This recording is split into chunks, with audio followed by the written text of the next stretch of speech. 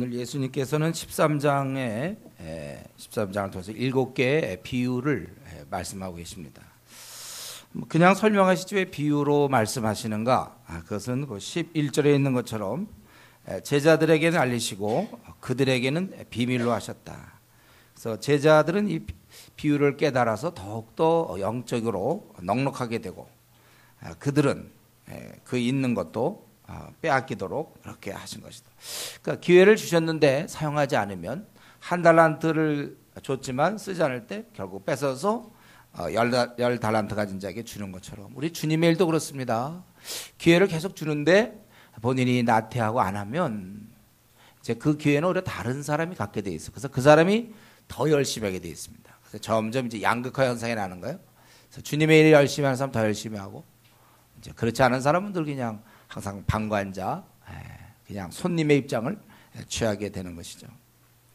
왜 그들은 있는 것도 빼앗겨야 됩니까? 15절에 있는 것처럼 마음이 완악하기 때문에 그래요. 마음에 도대체 주님을 위해서 준비하지 아니하고 마음이 완악하고 세상적이고, 이것에 대해서 이사야가 얘기한 것이죠. 그들이 결국은 깨닫지 못하고, 이것은 완악함에 대한 벌입니다. 그래서 그들이 물론 하나님을 거역하지만 또 하나님께서도 동시에 그들을 받아주지 않아요. 내어버려 두신다고 그랬어요. 그에 비하면 16절 17절 제자들은 봄으로 들음으로 복되다고 그랬죠. 많은 선지자와 의인들도 이런 기회를 갖지 못했는데 너희는 보고 듣는다, 그렇게 얘기했어요.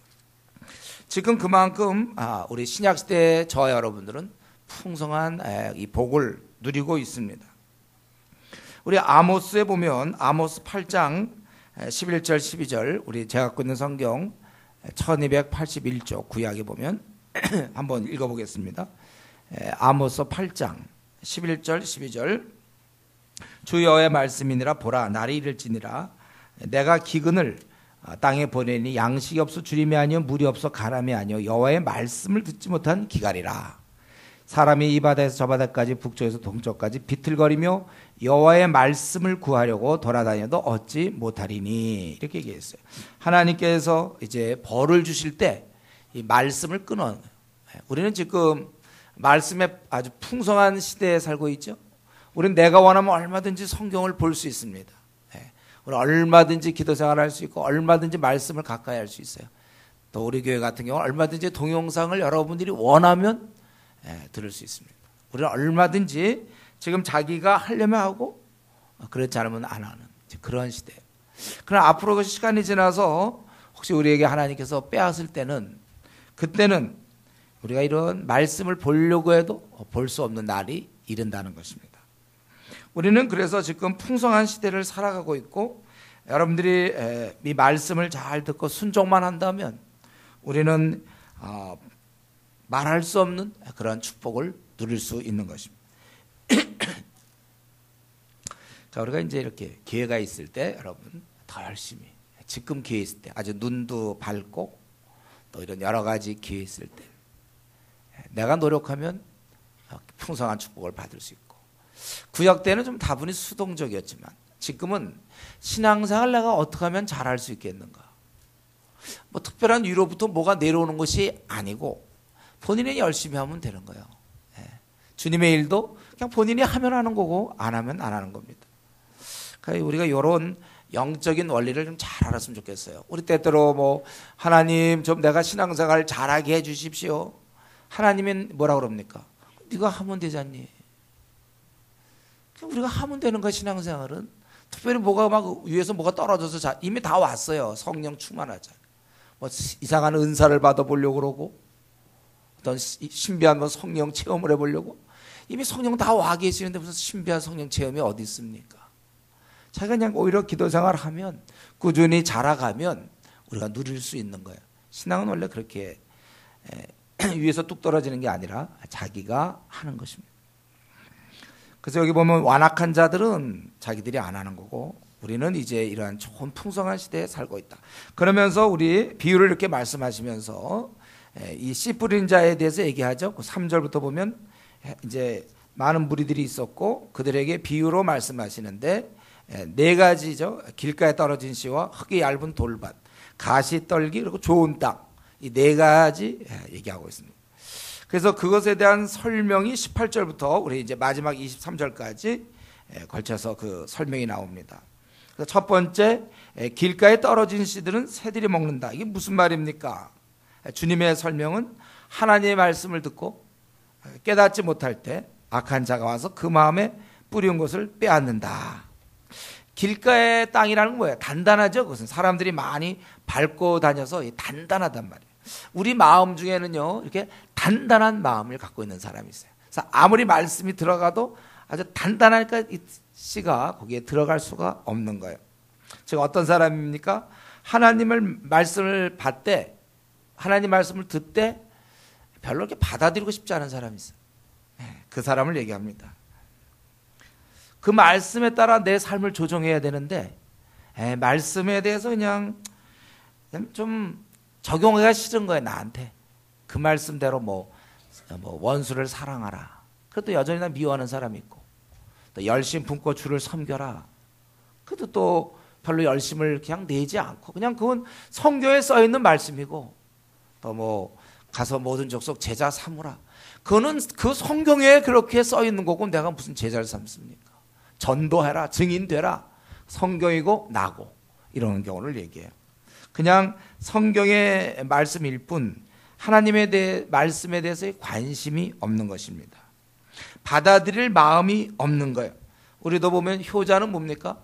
부모님 한번 한 말씀을 명심해서 지키는 거고, 불효자는 뭐 부모님 그렇게 말씀해도 뭐 일찍 들어와라. 그럼 엄마가 그렇게 얘기한 거고 나는 내가 하고 싶은 대로 하는 거.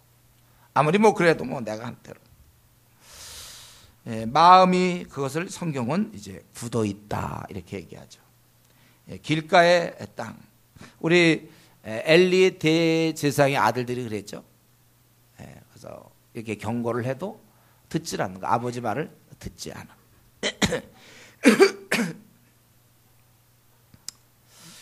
이 말씀에 대해서 아무런 관심이 없는 사람들. 원래 우리 한국교회에 이런 증상이 많이 있습니다. 말씀에 대해서 별로 읽질 않아, 아예. 설교 시간도 뭐 좀 짧길 바래요. 쌈박하게 그저 짧게 좋은 예 좀 해주고 그렇게 바라고. 길다면 좋다. 나는 나대로의 방법이 있다. 자는 거죠. 길면 잔다. 그래 시간 가니까. 우리가 이 말씀에 대해서 무슨 말씀이 오늘 있는가? 내가 그 말씀을 어떻게 삶에 적용해서 변화시킬까? 이거보다 그냥 예배 와줬고 그리고 이제 자는 거예요. 빨리 회개해야 됩니다. 어떤 경우 보면 우리 성도들 가운데 들을 수 있는데 이상하게 말씀에 이상하게 관심 없는 사람이 있어요. 그 이상해요. 아무리 교회를 몇 년씩 다녀도 말씀에 관심이 없는 사람 좀 두렵지만요. 거듭났는가 하는 문제가 있어요. 여기 좀 회색지대가 있어요. 회색지대. 거듭났는지 안 났는지 불분명한 경우. 분명히 말하는 거 보면 분명히 그 거듭난 것 같은데, 근데 실제 관심사를 보면 하나님 말씀에 관심이 하나도 없어. 진짜로. 어떤 활동하는 건 되게 좋아해. 말씀을 배우고 뭐 이러는 건 별로 관심. 활동하는 거 뭐 행사 이런 건 좋아하는데 진짜 조용한 시간에 말씀을 보며 은혜를 얻고 무릎을 치고 말씀이니까 내가 고쳐야 되겠고 PBS를 즐거워하고 의무적이고 이럴 때 우리는 참 유감스럽지만 거듭나지 않은 거 아닌가. 어쨌든 51대 49라도 그는 지금 말씀에 관심이 없다면 우리는 다시 한번 그가 과연 천국 백성인지에 대해서 확인해 봐야 됩니다. 천국의 백성은 하나님 말씀에 관심을 갖게 되어 있어요. 그래서 혹시 내가 오늘 이 시간에 지금 네 종류의 사람을 얘기하고 있는데, 첫 번째, 아예 말씀에 별로 관심이 없고 그나마 주일날 와서 한번 성경책 피면 그 정도지 뭐 집에서 성경도 잘 안 보고 관심도 없고. 그렇다면 혹시 내가 하나님 나라의 백성인지를 먼저 분명하게 점검해야 됩니다. 두 번째는 이제 흙이 얇은 돌밭, 뿌리가 없어 타서 죽는 거죠. 말씀을 듣고 좋다고 하다가 그 다음에 이제 어려움이 일어나면, 환난 핍박이 일어나면, 박해가 일어나면 넘어지는 거예요. 박해가 일어날 때는 곧 넘어진다고 그랬습니다. 하나님 말씀을 듣고 따를 생각은 좀 있습니다. 그러나 현실에서 어려움이 찾아오면 그냥 포기해버리는 거예요. 나약하다가 좀 아주 나약한 상태에 있는 것이죠. 좀 신앙생활 하는 듯 하다가 그만두는 사람. 이런 사람의 경우는 처음부터 잘못된 거예요. 그러니까 신앙생활을 쉽게 하려고 한 거죠. 그래서 집에서 뭐 누가 반대한다, 부모가 반대한다, 아내가 반대한다, 뭐 남편이 반대한다, 뭐 그러면 굉장히 소극적으로 되는 거예요. 자기가 갖고 있던 신앙을 소극적으로, 아니면 포기하거나. 우리 성경에 보면 마가가 한때 그랬죠. 마가 그 선교지 가갖고 실제 어려우니까 그냥 선교지에서 이탈하잖아요. 이 믿는 거를 애당초 쉽게 생각한 거예요. 근데 믿는 거는 투쟁일 수밖에 없습니다. 왜 그렇죠? 세상 임금이 있으니까. 공중의 권세 잡은 자가 우리를 가만 놔두겠습니까? 그러니까 내가 신앙생활하는 건 이미 이 시대의 가르침과 다르거든요. 역류한단 말이에요. 그러니까 우리를 공격하는 거예요. 그래서 신앙생활을 제대로 하면요, 많은 저항에 부딪히는 것입니다. 그러니까 애당초 신앙생활을 처음에 시작할 때 이 일이 어려운 길을 내가 들어섰구나. 나는 이제 좁은 문으로 들어가는 거구나. 고난과 박해의 어려움이 나에게 기본적으로 주어주겠구나. 여러 모양의 어려움이 있겠구나. 성경에는 이미 복음과 함께 고난을 받으라고 얘기하고 있어요. 물론 우리는 즐겁고 자유자이지만은, 그러나 복음을 위해 살 때는 고난이 필연적으로 따르는 것입니다. 바울 사도가 복음과 함께 고난 받으라고 얘기할 때 바울은 어떤 상태였습니까? 그는 감옥에서, 그는 이제 사형 선고를 받고 곧 죽음을 앞두고 있는 그가 이제 어린 디모데에게 또 사람들에게 복음과 함께 고난 받으라는 얘기는 너도 죽어라 그거예요. 그래서 여러분들이 하다못해 우리가 군대도 해병대를 들어갈 땐 야, 훈련 강하겠구나, 이런 각오를 해야 되는 것처럼, 여러분이 예수님을 믿는다는 것은 고난을 각오해야 돼요. 여러분 이제 죽었구나, 그런 생각해야 돼요. 나 이제 죽는 거구나. 우리 알카에다 빈라덴 뭐 그거 있잖아요. 비록 죽었지만 거기 자기가 이제 가입할 때, 알카에다에 가입할 때는 이제 나 죽을 수도 있겠다, 어쩌다가는 자칫한다, 나 죽는구나, 그 정도 각오가 되어 있어야 되는 거예요. 주님을 따를 때 이제 난 죽었구나, 어쩌다 내가 이 길로 들어서게 됐는가, 그래야 되는 거예요. 그 이제 주님이든 편안하고 즐거운 길에 들어섰다. 물론 마음은 즐거워요. 그러나 죽는 길입니다, 여러분. 근데 요거를 착각하여 신앙생활을 하면서도 그냥 세상에서 재밌게 지내고 조그만 어려움이 있으면 그냥 포기해버리고 타협하려고 하는 거. 오늘 그것에 대해서 경계하는 말씀입니다. 좁은 길을 우리는 택한 것입니다. 그래서 이 시간에 다시 한번, 최근에 좀 신앙생활 쉽게 하려고 했습니까? 자기와 싸우려고 아예 하지도 않았습니까? 자기와 싸우려고 하지 않고, 자기가 기도생활, 말씀생활 아예 하지도 않고, 하나님 어떤 기이한 방법이 내려와서 날 갖다가 아주 어떻게 해줄기를 바라는 또 하나의 편리함이죠. 자기가 이거 어떻게 해요? 성경 뭐라 그랬습니까? 네가 전심전력하여 말씀을 네가 공부하고 말씀을 가르치고, 그렇게 얘기한 거예요. 신앙생활도 그냥 저절로 되는 거 없습니다. 가만히 앉아있을 때 갑자기 위에서 막 쾅 떨어져서. 물론 바울의 경우 그랬어요. 그는 열심히 했지만 뭘 몰랐기 때문에. 그럼 오늘날 이미 성령님이 우리한테 다 내주하고 있기 때문에 중요한 건 여러분이 지속적으로, 규칙적으로, 우리가 우리 몸을 위해서는 운동을 하고 밥을 먹고 잠을 자야 되는 것처럼 신앙생활도 똑같아요. 무슨 왕도가 없어요. 가만히 있는데 위에서 뚝 떨어져서 내가 신앙생활 잘하는 법이 없고, 여러분들이 꾸준히 매일 콰이트타임하고 성경 보고 기도생활하면 여러분이 힘 있는 아주 군사들이 되는 거예요. 아주 삶이 굉장히 힘있게 되고, 거기에 따라서 비전이 있고 눈이 열리는 거예요. 남은 생 어떻게 살아야 될지 이게 보이는 거지. 내가 막 뭐 어떻게 막 기도한다고 해서 갑자기 딱 눈에 띄어서 너 남은 생 이렇게 살아라, 이런 거 없어요. 여러분들이 말씀 보고, 주의 말씀은 내 발의 등이요 내 길의 빛이니라, 말씀 보고 기도생활 꾸준히 하다 보면 차츰차츰 어느 정도 단계가 돌입되면 그때는 이렇게 앞날도 자세히 보이는 거예요. 그럼 내 안에서 힘이 막 생기는 거예요. 성령 충만한 것입니다. 이렇게 되는 거예요. 그러니까 우리 초대교회 7 집사 뽑을 때도 뭐예요? 이미 지혜와 성령 충만한 사람을 뽑았잖아요. 왜요? 가능하니까. 그는 그만큼 경건의 생활에 힘썼다는 거예요. 기도를 무시로 했겠죠. 그러니까 그렇게 되는 겁니다. 기도 생활도 안 하고 말씀도 생활 안 하는 사람이 어느 날 갑자기 성령이 뚝 떨어져서, 이런 거는 그거는 요행이죠. 우리 모두는 성령 충만하여 아주 힘있게 살 수도 있고, 어떤 사람은 힘없게 나약하게 살 수도 있어요. 그거는 본인의 결정입니다. 본인이 꾸준히 노력하겠는가, 그거예요. 여러분, 우리가 이 흙이 얇은 돌판, 말씀 듣고 좀 좋아하다가, 수련회 가서 좀 좋아하다가 그냥 뚝 떨어지는 거예요. 어려움이 생기면, 집안에 무슨 어려움이나 직장에 어려움 생기고 그러면 타협해버리고 소극적이 되고. 그래서 이러한 것을 주님께서는 기뻐하지 않는 것입니다. 세 번째는 거기 가시 떨기 뿌려진 새. 말씀을 들었지만 거기 22절 가시 떨기에 뿌려졌다는 것은 말씀을 들으나 거기 뭐라고 그랬어요? 이럴 때 협조를 하세요, 여러분들이. 여러분, 이거 쉽잖아요, 그렇죠? 틀릴 것도 없죠. 뭐라고요? 다시 말씀을 들으나 예, 세상의 염려와 재물의 유혹 이것 때문에 내 신앙이 자라지 않는 거예요.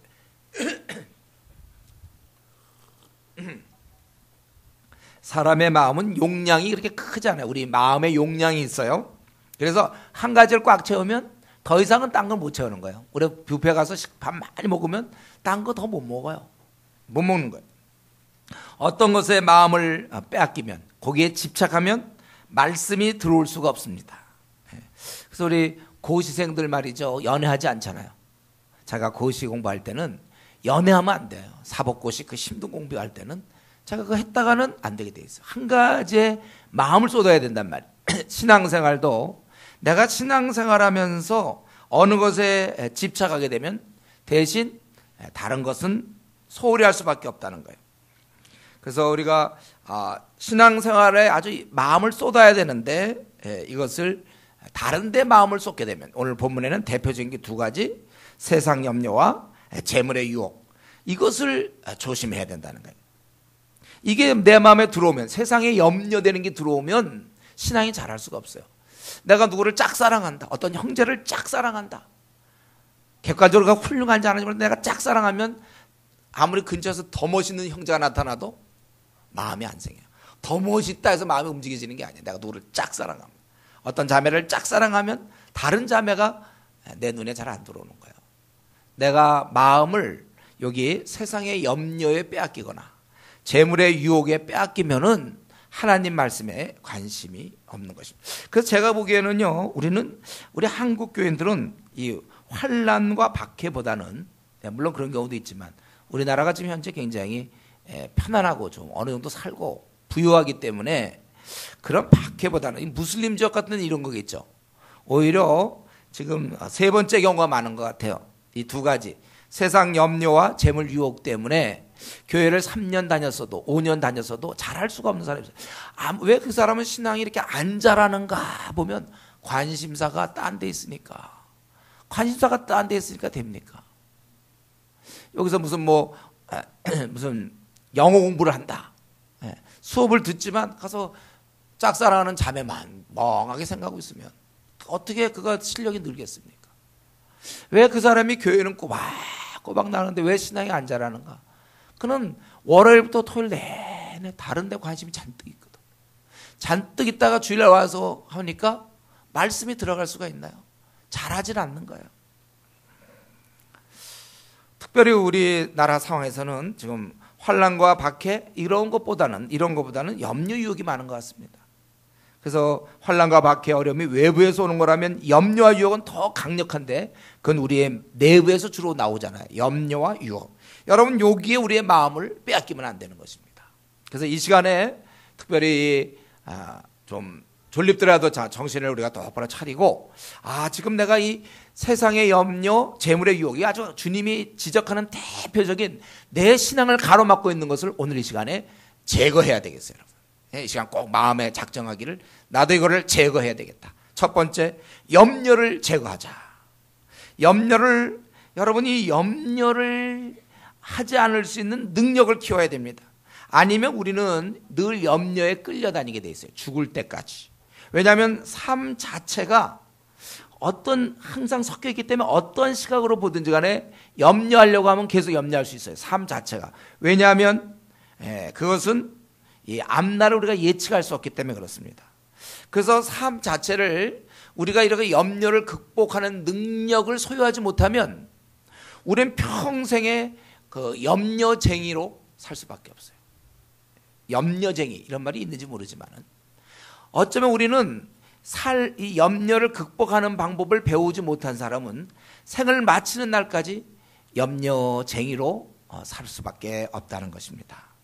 생각해보세요. 먹고 사는 문제, 뭐 집장만 하는 문제, 아이들 교육, 뭐 노후 대책, 더 결혼 문제, 군대 문제, 취직 문제, 우리 앞에 있는 펼쳐지는 모든 문제에 대해서 우리가 마음만 먹으면 얼마든지 염려할 수 있습니다.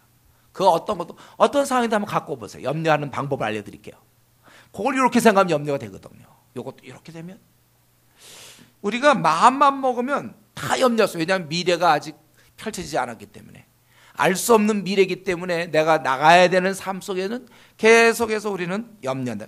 만약 이번 시험에 떨어지면 어떡할까? 중요한 시험인데 만약 이거 떨어지면 어떡할까? 내가 교통사고 당하면, 뭐 불치의 병에 걸리면, 어떤 사람은 나이 좀 들어가지고 있잖아요. 건강검진 안 하는 사람이 있어. 혹시 암이라고 나올까봐. 그런 사람도 있어요. 건강검진 같은 거. 불치병에 걸리면 어떨까? 도둑 맞으면 어떡할까? 불 나면 어떡할까? 저 같은 경우 어릴 때 불구경 많이 했거든. 우리 형들이 보여줘가지고. 그래서 저는 참 불자동차 소리 나고 그게 우리 집 방향으로 가면 혹시 이런 생각을 했댔어요. 지금은 이제 그런 생각 안 하는데 옛날에 그 불. 여러분 정말 이거 생각하면 다 걱정거리예요. 또 자녀를 키울 때 애가 위궤당하면 어떨까? 위궤당하면 혹시 그러다 애가 아프잖아요. 그러다 이거 그러면 어떻게 잘못될까 하는 생각도 있단 말이에요. 애가 열에 자꾸 나면 이러다 혹시 뭐 뇌에 어떻게 영향돼서 애가 또 애기 낳기 전에도 혹시 애가 또 뭐 장애아로 될지 않을까? 뭐 이 별의별 염려하기 시작하면요 끝도 없습니다. 또 북한 또 뭐 자꾸 수시로 신문에 보면 지하 갱도로 뭐 핵이 나오고 막 이것도 북한 쳐들어오면 어떡할까? 핵전쟁 나면 어떡하지?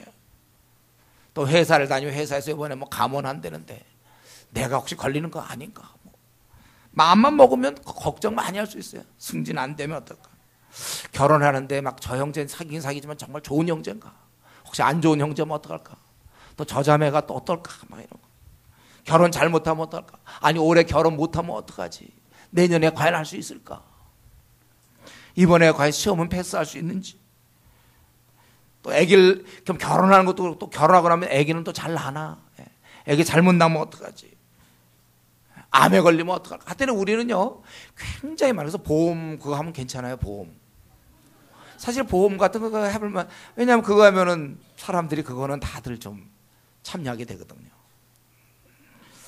삶 속에 펼쳐지는 어떤 문제든지요, 어떤 문제도 걱정하기 시작하면 우리 걱정할 수 있습니다.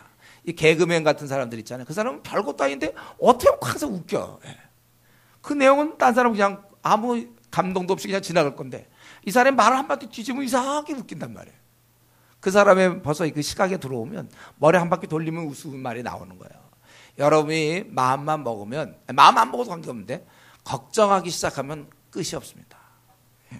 근데 문제는 이렇게 걱정하면 말씀이 내 안에 들어올 수 없단 말이에요. 분명 우리 크리스찬은, 우리 성도들은 달라야 합니다. 이 걱정, 염려는 믿음으로 맞서야 돼요. 믿음으로 나가야 됩니다. 여러분 믿음을 갖고 앞으로 생길 만한 염려들 있잖아. 이거 나 이렇게 하면 어떻게 될까? 결혼 못하면 또 아니면 뭐 취직 못, 뭐 여러 가지 문제 믿음으로 나가는 거예요. 애 낳다가 혹시 잘못되면 믿음으로 나가는 거예요. 설마 나의 모든 것 아시고 이끌어 주시며 선한 목자 되시는 하나님께서 나를 거지를 만들겠는가? 망하게 하시겠는가? 그런 생각을 여러분 가지세요.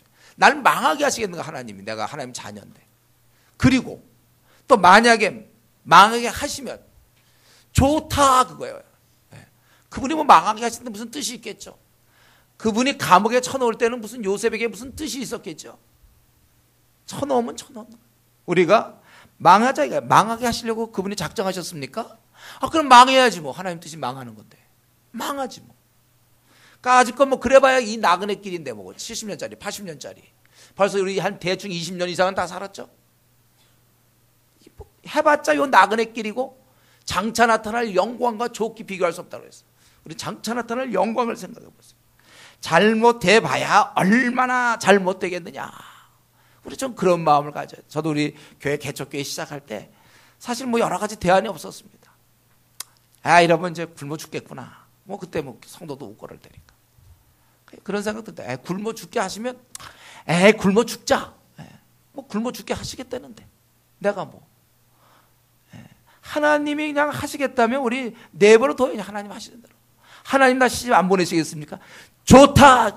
아직 안 가지 뭐. 하나님 보내시기 싫다는데요. 여러분 자꾸 우리가 두려운 거야. 나 오래 못 가면 어떡할까. 이런 두려움 하나님이 책임져 주시는 거예요. 내 생은. 그게 우연이 되는 게 없습니다. 담대함으로 나가서 여러분들 그게 꼭 나쁜 길이 아니거든. 그러니까 염려 생길 때 이래야 돼요. 여러분 염려라는 게 작은 불씨 같아서 한번 들어오잖아요. 염려 그러면 점점 커져요. 염려는. 그러니까 내 안에 들어오면 그걸 놔두지 말고 빨리 요 들어온 거 갖다 하나님께 알으세요. 하나님께 패스하셔야지. 여러분이 무슨 능력이 있다고 그 염려를 붙잡고 있습니까? 그러면 만약에 붙잡고 있으면 어떻게 되죠? 우울증이죠. 우울증은 아무나 걸리는 게 아니에요. 이런 것들을 쥐가 쥐고서 해결하려고 잠 못 자고 생각하고 속상하고 막 이러다 보면 우울증 걸리는 거예요.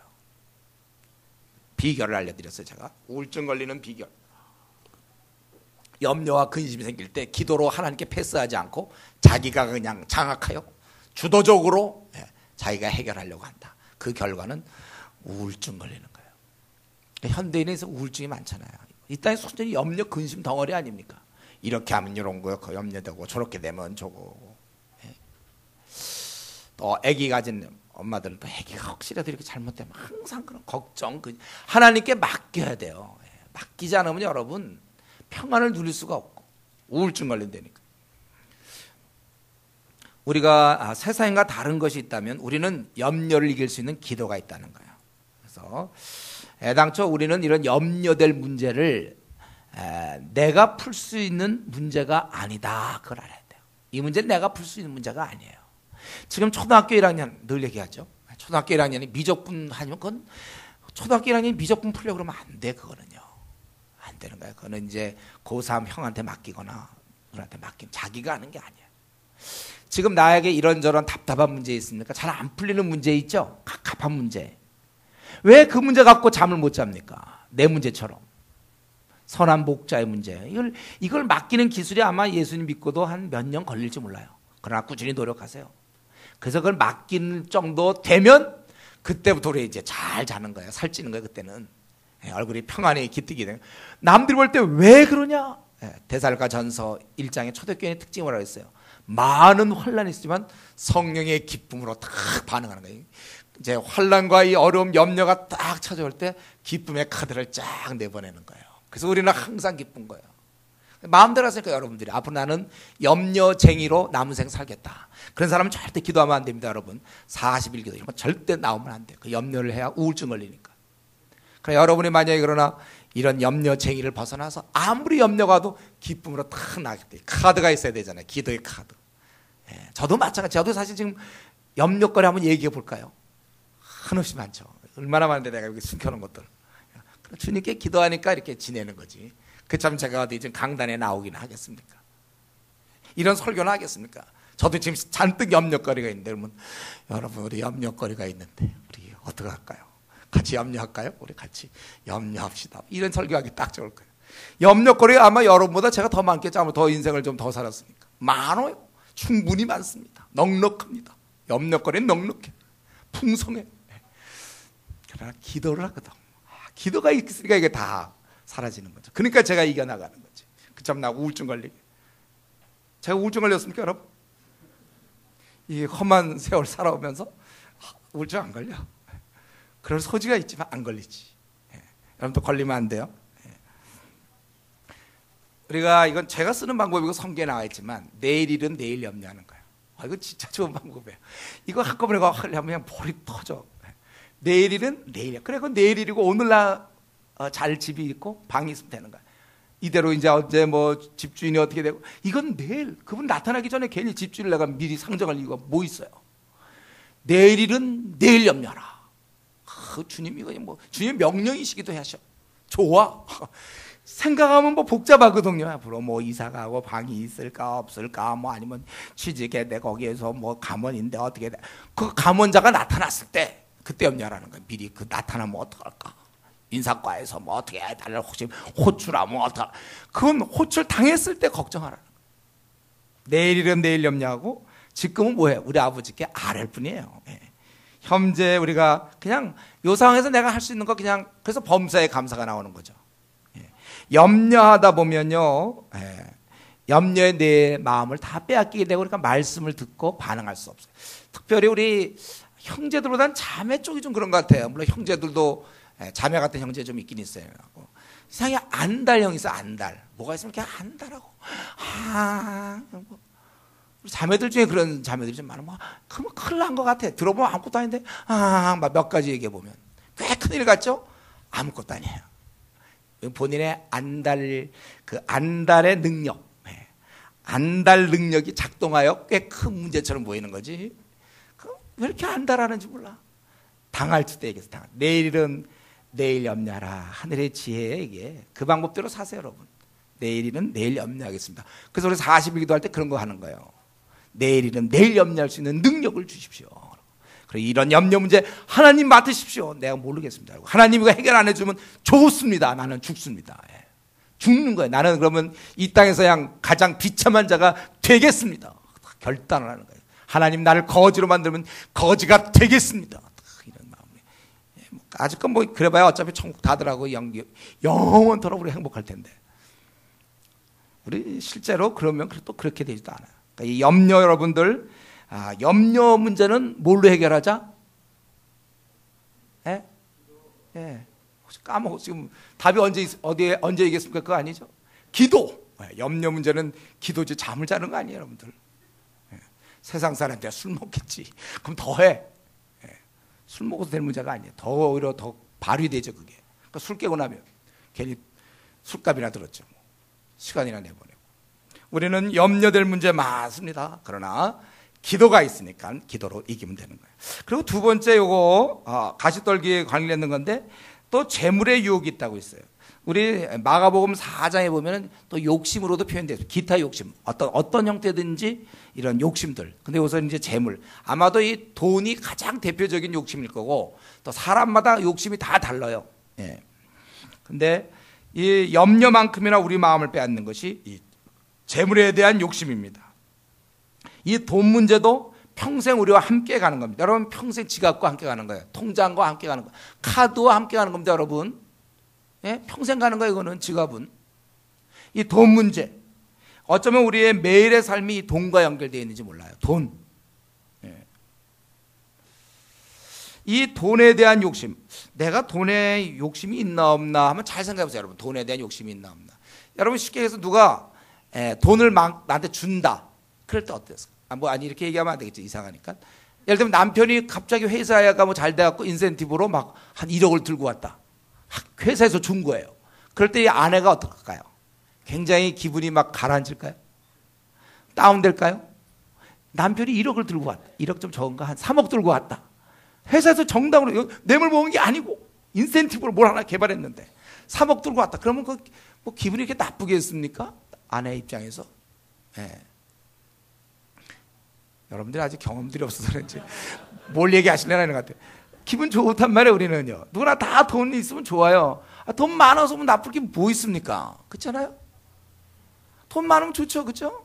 네. 우린 누구나 다 돈을 좋아한단 말이에요. 그렇기 때문에 이 자연스럽게 돈에 대한 욕심도 생길 수가 있단 말이에요. 네. 그래서 이 주님이 하신 말씀, 그런데 돈에 대해 관심을 갖다 보면 이 다른 데 관심을 못 가져요. 제가 그 군대에 있을 때 보면 우리 사무실에 있던 아저씨 3분 계셨는데 이분들이 주식을 하는데 이분들은 아주 꾼이에요. 꾼. 매일 와갖고 아침 출근하자마자 뭐 하냐면 여기 그 옆에 참 부지런도 한데 옆에다 있잖아요. 누가 식지도 않는데 그래프 그려놓고 오르락내락 이거 하고 있어요. 그거 항상 그 셋이서 디스커션 하는 거예요. 지금 군대 일을 해야 되는데 거기서 뭐 주가가 어떻게 하고 뭐 빼고 뭐 어떻게 하냐 뭐 밤낮 그래. 10년째 그렇게 하고들 있대요. 돈도 많이 날렸어요. 날린 만큼 더 열심히 또 하고 있는 거죠. 이게 오르락내락에 관심이 있으니까 다른 사람의 영적으로 오르락내락에 별로 관심이 없는 거예요. 이것에 관심이 있어요. 자기가 그런 일에 관심이 있으니까 다른 사람의 영혼의 성장이나 남을 돌보는 게 관심이 없는 거죠. 여러분, 이 돈 문제에 대해서 제가 오늘 얘기하는 거 잘 들어야 돼요, 여러분. 여기서 자유로우려면 딱 한 가지 성경에서 제시하는 것. 이 돈의 문제에서 자유롭기를 원하느냐, 해방되기를 원하느냐, 돈의 문제에 대해서 그것은 딱 한 가지인데 성경에서는 자족이죠, 자족. 자족이에요. 더 가지려 하지 말라. 현재 주신 것에 감사하는 법을 배우면 되는 거예요. 그렇지 않으면 우리는 일생 돈의 노예가 됩니다. 부자들 보세요. 저 정도 벌었으니까 돈 그만 벌 것 같습니까? 안 그래. 부자일수록 돈 더 벌. 제가 이전에 기사 보고 놀란 기사 그거잖아요. 어떤 진짜 돈이 많은 사람이 있어. 돈을 진짜 많이 번 사람인데 돈이 아까워서 그 사람 꼭 점심에 짜장면 먹는데요. 근데 점심에 꼭 짜장면 먹어. 우리가 이제 맛있어서 먹기도 하지, 우리는 짜장면. 그게 아니라 이 사람은 돈을 아끼려고 탕수육 같은 거 먹으면 해물탕 같은 거 안 되거든. 꼭 짜장면. 돈이 너무 많아, 이분은. 그래서 꼭 짜장면 먹는 거예요. 아끼려고. 돈이 있으면 돈을 더 가지려고 그래요. 그러니까 돈을 더 벌려고 하다 보니까 결국은 상대적으로 시간은 제한되어 있고 우리의 용량은 제한되어 있는데 돈 더 벌 궁리라니까 반대로 어떻게 될까요? 내 기도 생활, 돈 버는 거 아니거든요, 기도 생활. 기도 생활 오래 하면 돈 봅니까? 또 말씀 생활, 전도 생활, 사람을 얻는 거, 돈을 얻는 데 관심이 많아지면 사람을 얻는 데 관심이 없어지고 마음도 없어지고 그리고 시간도 전도 시간을 낼 수가 없어요. 마음에도 여유가 없단 말이죠. 그래서 돈에 집착하면 어린 자 돌보는데 또 자기 영혼을 키우는데 시간을 할애할 수가 없습니다. 그런 시간 다 모아서 돈 버는데 관심을 가져야 되니까. 그러니까 애당초 내 관심 에너지, 관심의 그 에너지는 제한되어 있는데 이걸 돈 쪽으로 돌리면 그러면 다른 데는 투자할 수가 없다는 것입니다. 그렇기 때문에 여러분, 우리 성도들은 우리가 시간과 마음을 주님께 드리기가 곤란하다면 차라리 돈을 좀 덜 벌겠다는 그런 각오를 가져야 돼요. 내 마음에 어떤 것을 욕심을 내고 이런 거 더 좀 덜 벌겠다 이런 생각해야 돼. 그러니까 우리 그리스도인에게 있어서 집장만이 급급한 게 아니라 자족장만이 급급한 거예요. 우리는요. 어떻게 내가 자족을 배우는 그게 더 급급한 것입니다. 그래서 우리가 직장을 선택할 때도 마찬가지예요. 연봉도 물론은 생각을 해야 되지만 연봉보다 더 앞서서 생각할 것은 과연 그래서 그 직장에 들어가면 나는 시간을 어느 정도 쓸 수 있겠느냐. 시간을 내어서 내가 차라리 연봉은 좀 적지만 시간을 내어서 내가 다른 사람을 돌볼 수 있고 전도할 수 있고 내가 성경 말씀 볼 수 있고 동영상을 들을 수가 있다면 당연히 우리는 그 후자를 택해야 되는 것입니다. 우리가 늘 그런 식으로 생각을 해요. 사업을 해도 돈이 많이 벌리지만 그래서 너무 잘 버는 거 보고 하나 더 내야 되겠다. 더 돈을 벌어야지. 이게 아니라 돈이 좀 잘 벌려요. 더 낼 수 있지만 안 내는 거예요. 그 정도로 먹고 살고 나는 오히려 남은 시간 주를 위해 쓰겠다. 우리가 주님의 일을 충분히 할 수 있는 범위 내에서만 여러분 어떻게 하든지 할 수 있다면 그렇게 우리가 앞날을 결정해야 되는 것입니다. 그러니까 시간과 돈을 맞바꿀 수 있는 지혜가 필요해요. 그래서 가능하면 돈이 적더라도 뭐 집에 가까운 직장을 간다든가 또 어떻게든지 하여튼 이렇게 시간을 벌어야 돼. 그래야 내가 성경도 보고 기도 생활하지. 이거 다 맞바꿔 가지고 돈이나 많이 벌면 그거 우리 인생이 무슨 의미가 있습니까? 그러니까 이런 문제는요. 자, 시간과 돈을 맞바꿔라 뭐 이런 거는 오늘 설교를 듣고 이런 문제는 그냥 제 설교를 듣고 정하는 것이 아니라 무릎을 탁 치면서 그렇게 사는구나. 이런 게 아니라 스스로 여러분 마음이 생겨야 돼요. 그렇지. 아무렴 내가 주님 실컷 섬기다가 이제 생을 마쳐야지. 그럼 내가 돈이나 실컷 섬기다가 내가 돈이나 벌다가 내가 주님 만나겠는가? 이 젊음의 때 이 시간들 다시 안 오는 시간을 이런 생각이 그냥 좀 저절로 들어줘야 돼요. 이런 건 무슨 목사의 설교를 듣고 그런가요? 시간을 벌어야 되나요? 돈보다는요. 이런 건 좀 저절로 들어줘야 목회자도 일짐하죠. 이렇게 꼭 설명을 하고 설득을 해야만 됩니까? 그냥 저절로 여러분 들어야 되는 거예요. 한번 이 시간에 자기를 좀 보세요. 나는 무엇에 솔직히 관심이 있는가? 주님 섬기는 일인가? 아니면 돈 벌고 먹고 사는 일인가? 내 삶을 남들이 평가할 때 어떻게 평가하겠어요? 남들이 내가 평가하는 거 말고 이게 정말 주님을 섬기려고 바둥거리고 있는 건지 내가 무엇을 지금 섬기고 있는가? 이에 비해서 23절 마지막 절에는 좋은 땅에 떨어졌다. 하나님 말씀을 듣고 깨닫는 자인데 그는 결실하여 몇 배라고 그랬어요? 100배. 여기서 제가 생각할 땐 30배, 60배, 100배 순으로 나가면 안 돼요. 100배, 60배, 30배 순으로. 뭘 얘기하려고 합니까? 풍성하다는 걸 주님이 말씀하고 싶은 거예요. 그래서 100배, 보통 숫자 얘기하면 30배, 60배, 100배 이렇게 점진적이어야 될 거 아닙니까? 100배, 60배, 30배. 이게 우리 아주 시원해, 이렇게. 지금 여태까지 얘기했던 세 가지 케이스는 이건 안 되는 케이스를 얘기한 거거든요. 그게 되는 것. 그러니까 많은 열매가 있다는 것입니다. 여러분 지나가다 나무를 보더라도 삐쩍 마른 나무, 거의 죽게 된 나무 말고 나무가 아주 싱싱한 나무들, 꽃을 봐도 그렇고 싱싱해져. 다 막 벌레 먹어서 죽어가는 거, 썩어가는 거 이런 건 별로 우리가 좋아하는 게 아니에요. 마찬가지로 우리 삶이라는 걸 들여다볼 때 겉모습 이런 모습 말고 우리의 삶을 들을 때 어떤 사람은 굉장히 풍성한 삶이 있단 말이에요. 그것을 100배로 설명하는 거예요. 또 어떤 사람은 그렇지 못한 삶이 있다는 거예요. 우리 정원도 그렇잖아요. 이렇게 아름답게 갖고 있는 정원과 황폐해진 정원. 제가 이전에 그 영국에 처음 갔을 때 저희 집에 그 정원이 있었어요. 제가 뭐 생전 학생운동만 하다가 무슨 정원을 갖고 본 적이 있나요? 근데 이제 그 정원에 거기 보니까 뭐 풀 깎는 기계가 있고 뭐가 막 있어갖고 그러면 이제 이런 것도 나도 한번 해봐야 되는 거구나. 너무 무성이 자라서 동네에서 정원들 얼마나 이쁘게 갖고 있는지 몰라요. 근데 우리가 이제 골목 들어가는데 거의 첫 번째인데 이거 안 되겠다. 나도 이제 좀 다 갖고 보자. 가꿀지도 모르는 내가 가서 무 하다가 땅만 다 파버렸죠. 뭐. 그래가지고 지저분하게 돼버렸어요. 좀 창피했는데 물론 나중에 이제 이사 갔기 때문에 괜찮지만은 아주 창피했어요. 이거 정원도 말이죠. 얼마나 이쁘게 갖고 있는지 모르는데 아주 황폐한 정원. 막 다시 쓰러버리고 막 죽어 있는 거 그대로 있고 막 그래 보세요, 여러분. 땅도 이렇게 푸른 잔디가 이렇게 잘 안 돼 있고 말이죠. 정원도 이렇게 아름답게 갖고 있고 황폐한 것이 있단 말이에요. 지금 우리 주님께서 대조하고 싶은 건 그거예요. 같은 예를 들면 논에 벼를 심었다고 할 때 아주 풍성한 아주 알찬 이삭들이 이렇게 맺힌 경우와 다 무슨 병에 걸려갖고 다 시들시들 다 한 그런 걸 생각해 보세요. 만약에 우리가 말씀을 잘 듣고 순종한다면 우리의 삶은 풍성한 삶의 100배의 삶을 얘기하고 있습니다. 앞에 세 경우는 빵배죠. 빵배. 하등 열매가 없는 거예요. 그 삶 자체가 그냥 살아올 뿐 하나님 볼 때는 빵배. 뭐 없어 그냥. 거칠기만 한 정원이에요. 다 벌레 먹은 무슨 나무들이에요. 잎사귀예요. 신앙으로 따지면 낙제생들이란 말이죠.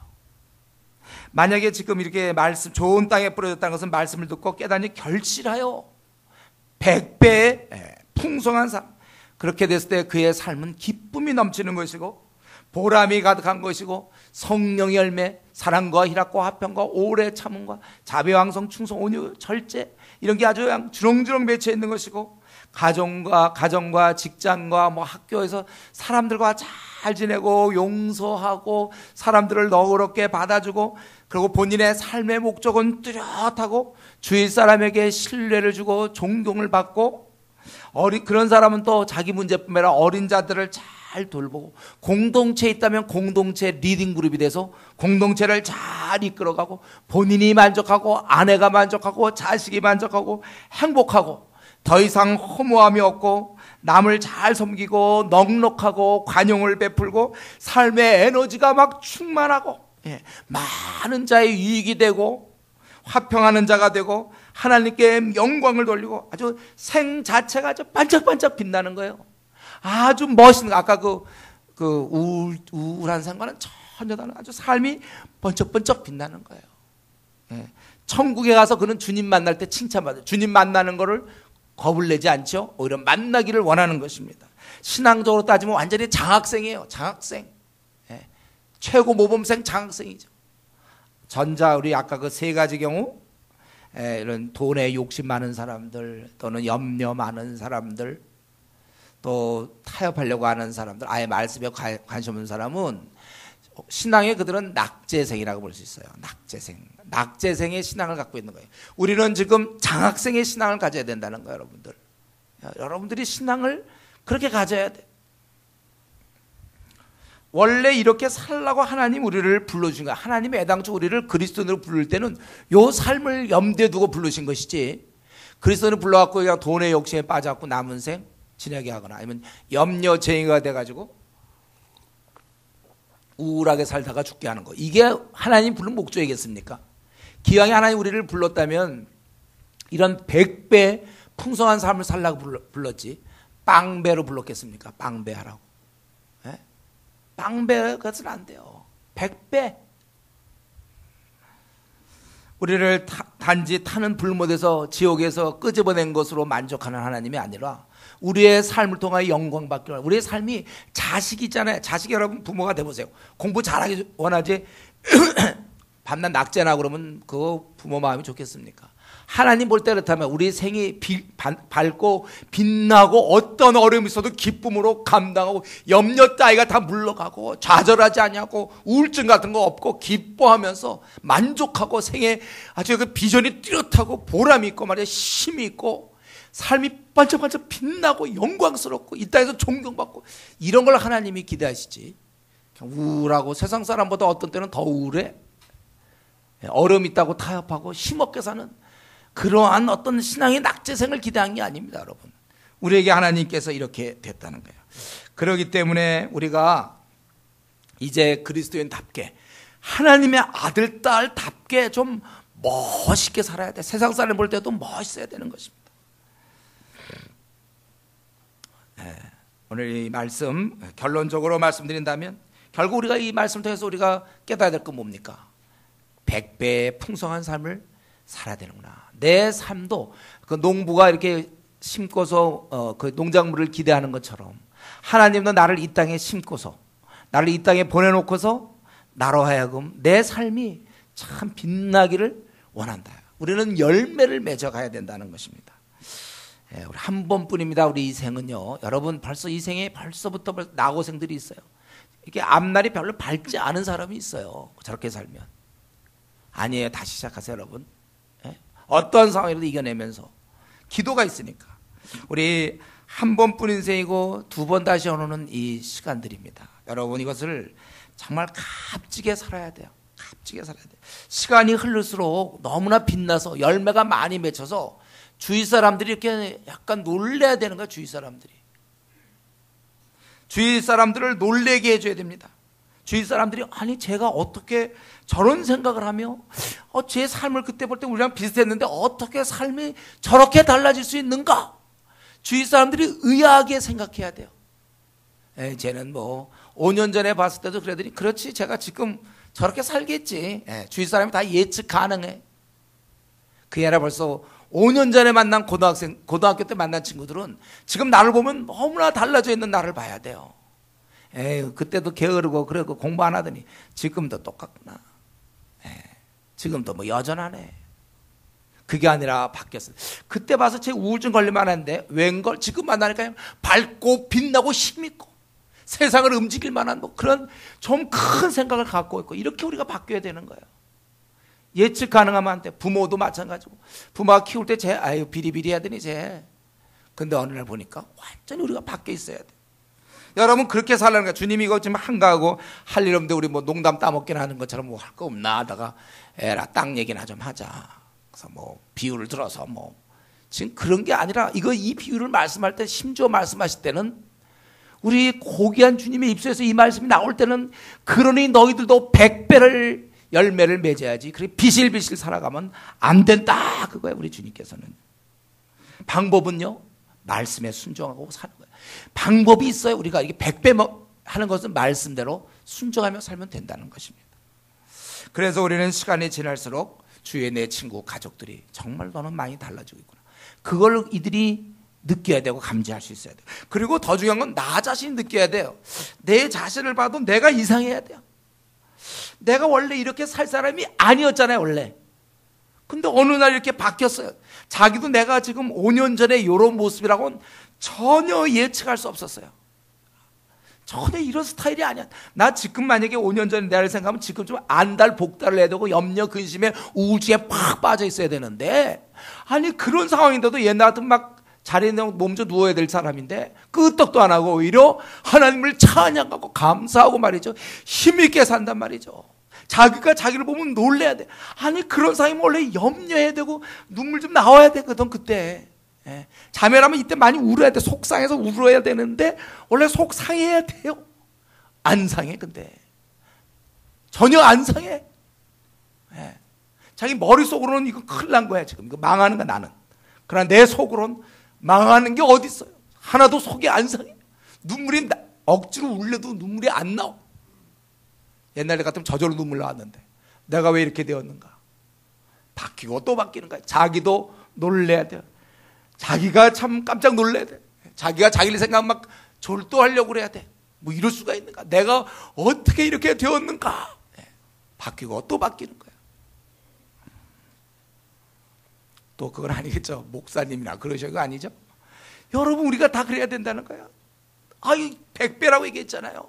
빵배로 나갈 거예요 여러분들. 또 계속해서 여러분 재물에 대한 욕심, 또 세상에 대한 염려, 근심, 걱정, 욕심, 그것에서 벗어나라 주님 말씀 100배를 얻어야 된다. 우리 이번에 정말 이 40일 기도 통해서 여러분 이 100배를 경험해야 돼. 풍성한 삶. 그 언제 죽을 때 풍성한 삶을 그때 이루면 무슨 소용이 있을까. 지금 누리면서 살아야지. 우리가 열매가 자꾸 맺히니까 자기도 깜짝깜짝 놀라야 돼요. 이런 모습이 있는가. 아니 이렇게 풍성한가. 내 삶에 이런 열매가 막 맺혀나간단 말이에요. 말씀 듣고 또 변하고 또 변하다 보니까.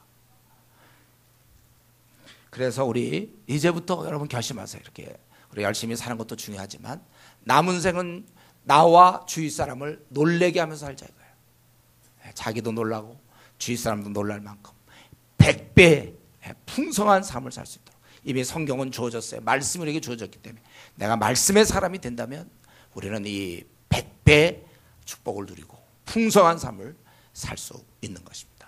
그렇게 우리가 주위 사람을 놀래게 하면서 나도 놀라면서 그렇게 살 수 있기를 바랍니다. 자, 우리 같이 한번 기도하겠습니다.